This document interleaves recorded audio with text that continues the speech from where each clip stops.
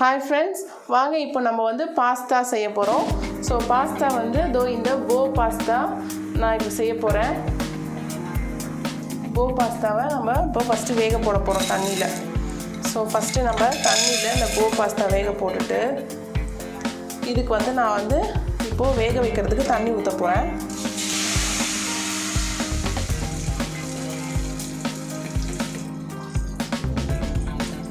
நான் வந்து hot water கொஞ்சம் சூடு பண்ணி வச்சுருக்கேன். ஸோ இதில் ஹாட் வாட்டரை நான் மிக்ஸ் பண்ணிக்கிறேன், ஏன்னா கொஞ்சம் குயிக்காக வேகணுன்றதுக்காக. இப்போது இந்த பாஸ்தாவில் கொஞ்சோண்டு சால்ட் ஆட் பண்ணுறேன், ஏன்னா நம்ம இது வந்து ப்ளெயின் பண்ணுறதுக்கு கொஞ்சம் சால்ட் ஆட் பண்ணிக்கிறேன். ஸோ இது இப்போது பாயில் ஆகட்டும். இப்போ இது பாயில் ஆகிறதுக்கு குக்கரில் நான் ஒரு 2-3 விசில் விட போகிறேன். நல்லா ஒரு 4 விசில் விட்டுருங்க, அப்போ தான் இந்த போ நல்லா வேகும். ஓகே, இப்போ நெக்ஸ்ட்டு பார்த்தீங்கன்னா இதுக்கு நான் என்னென்ன ஆட் பண்ண போகிறேன்னா, நம்ம வந்து குக்கரில் வேக வச்சிட்டோம். ஸோ அது வந்து தண்ணியில் கொதிச்சிட்ருக்கு. சால்ட் மட்டும் நான் அதில் ஆட் பண்ணியிருக்கேன். இதுக்கு கூட நம்ம என்னென்ன போட போகிறோன்னா, சில்லி பவுடர், இது வந்து கரம் மசாலா பவுடர். ஸோ இது ரெண்டையும் கொஞ்சம் அந்த நம்ம தண்ணியில் இப்போ ஆட் பண்ணிடலாம். அதுக்கப்புறம் நம்ம இது வதக்கிறதுக்கு என்னெல்லாம் தேவைப்படும்னு பார்த்தீங்கன்னா, நான் வெஜிடபிள்ஸ் இப்போ எதுவும் போடல. இது வந்து உங்களுக்கு டக்குன்னு ரெடி பண்ணுறதுனால ஆனியன், பச்சை மிளகா, அதுக்கப்புறம் டொமேட்டோ, அப்புறம் இஞ்சி பூண்டு பேஸ்ட்டு. ஸோ இது எல்லாத்தையும் நம்ம வந்து வதக்கிட்டு நம்ம வெந்த பாஸ்தாவையும் போட்டு பண்ண போகிறோம். ஸோ சிம்பிள் பாஸ்தா தான் நான் இன்றைக்கி ரெடி பண்ணி உங்களுக்கு காட்ட போகிறேன். ஸோ இதில் வந்து கொஞ்சோண்டு நான் சில்லி பவுடர் ஆட் பண்ணிக்கிறேன் காரத்துக்கு, ஏன்னா நம்ம தண்ணியில் போட்டால் தான் அது நல்லா காரம் உரைக்கும். கொஞ்சோண்டு கரம் மசாலா தூள் இதையும் போட்டு நல்லா இப்போது வேகுது பாருங்கள். ஸோ இதை நல்லா இப்படி பண்ணிக்கோங்க. பண்ணிவிட்டு நம்ம இதை வந்து ஒரு விசில் விட போகிறோம். ஒரு 4-5 விசில் விட்டிங்கன்னா இந்த பாஸ்தா நல்லா வெந்துடும். வெந்ததுக்கப்புறம் நான் உங்களுக்கு காட்டுறேன். ஸோ இப்போ பாருங்கள், இந்த போ நல்லா வெந்துருச்சு. போ நல்லா ஃபைனாக வெந்துருச்சு. இப்போது இதில் எண்ணெயை ஊற்றிடுறோம்.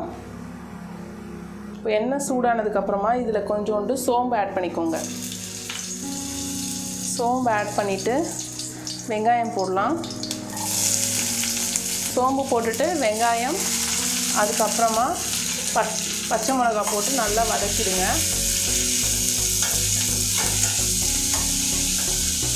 கொஞ்சோண்டு இதில் மஞ்சத்தூள் பொடி ஆட் பண்ணிக்கோங்க.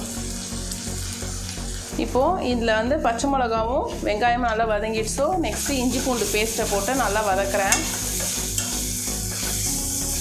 இது கூடவே தக்காளியை போட்டு நம்ம வதக்கிடலாம். ஸோ இஞ்சி பூண்டு, தக்காளி இதெல்லாம் நல்லா வதங்கட்டும் பாஸ்தாக்கு. இதிலே முட்டை போட்டு பாஸ்தா பண்ணலாம், அப்புறம் வெஜிடபிள்ஸ் போட்டு பண்ணலாம். ஸோ இன்றைக்கி கொஞ்சம் அரிபரியாக பண்ணுறதுனால நான் நார்மல் பாஸ்தா தான் செய்கிறேன். இதில் எதுவும் வெஜிடபிள்ஸ்லாம் நான் எதுவும் போடலை, வெறும் ஆனியனும் டொமேட்டோ மட்டும் போட்டு பண்ணுறேன். உங்களுக்கு வேணும்னா இந்த டைமில் கொஞ்சோண்டு கரம் மசாலா வேணால் நீங்கள் ஆட் பண்ணிக்கலாம் ஃப்ளேவருக்காக. நீங்கள் சில்லி பவுடர் அதிலே ஆட் பண்ணிட்டதுனால இதில் சில்லி பவுடர் ஆட் பண்ண வேணாம், ஏன்னா நான் பச்சை மிளகா வேறு போட்டிருக்கிறேன், நல்லா காரம் சரியாக தான் இருக்கும். ஸோ அதனால் நம்ம சில்லி பவுடர் ஆட் பண்ணிக்க வேண்டாம். இப்போது இதில் கொஞ்சம் தண்ணி இருக்கு இல்லையா, இந்த தண்ணியை கூட நீங்கள் அதில் ஊற்றி கொதிக்க விடலாம்.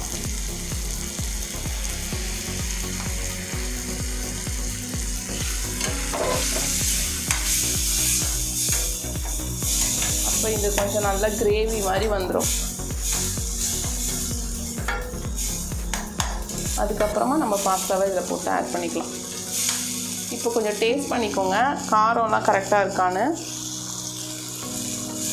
காரம்லாம் சரியாக இருக்குது. இந்த கிரேவிக்கு கொஞ்சோண்டு உப்பு பத்தாது. ஸோ உப்பு மட்டும் நான் கொஞ்சம் ஆட் பண்ணிக்கிறேன்.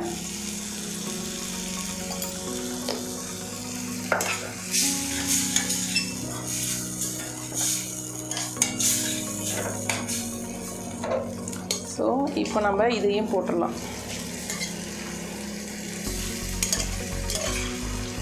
இந்த போ மாடலில் இருக்குல்ல, இது வந்து பசங்களுக்கு ரொம்ப பிடிக்கும். இந்த மாதிரி டிசைன் இருக்கிறதுனால, அதனால் என் பொண்ணுக்காக தான் நான் இந்த போ டைப் பண்ணுறேன்.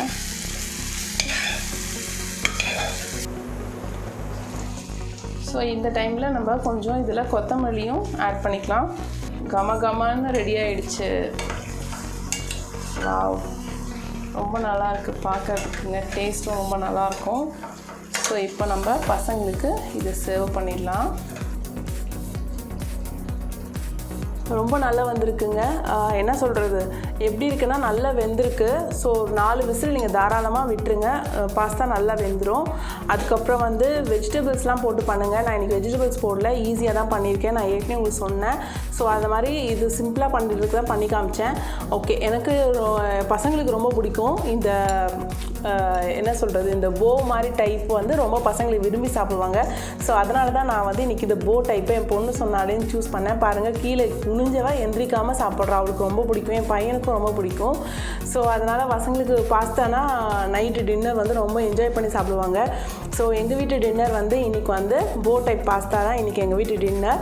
ஓகே, நீங்கள் எல்லோரும் இந்த வீடியோ ரொம்ப என்ஜாய் பண்ணியிருப்பீங்கன்னு நினைக்கிறேன், ரொம்ப பிடிச்சிருக்கும்னு நினைக்கிறேன். ஸோ எல்லோரும் கண்டிப்பாக வீட்டில் ட்ரை பண்ணி பாருங்கள். எல்லோரும் நம்ம சேனலை சப்ஸ்கிரைப் பண்ணிட்டு லைக் பட்டனை கிளிக் பண்ணிவிடுங்க. மறக்காமல் உங்கள் ஃப்ரெண்ட்ஸ்க்கு இந்த வீடியோஸ் எல்லாத்தையுமே ஷேர் பண்ணுங்கள். தேங்க்ஸ் ஃபார் வாட்சிங் திஸ் வீடியோ. நான் நெக்ஸ்ட்டு ரெசிபிலையோ இல்லை நல்ல ரிவ்யூலையோ நான் உங்களை மீட் பண்ணுறேன். தேங்க்யூ, பாய்.